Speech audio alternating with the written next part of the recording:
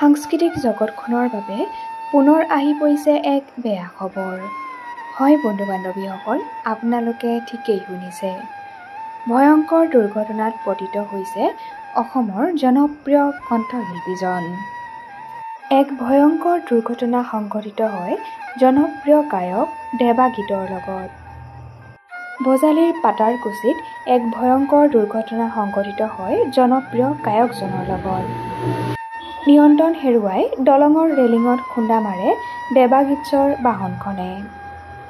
কণ্ঠশিল্পীজনৰ লগতে আহত হৈছে আন দুগৰাকী ব্যক্তিও।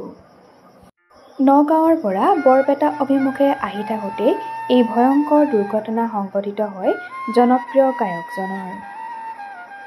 শেহতীয়াকৈ ভাইমন্দা বোলছবিত হিয়া দিয়া নিয়াৰ বিশেষ অংশত কণ্ঠ নিগৰাইছিল জনপ্ৰিয় গায়ক দেৱাগীতে।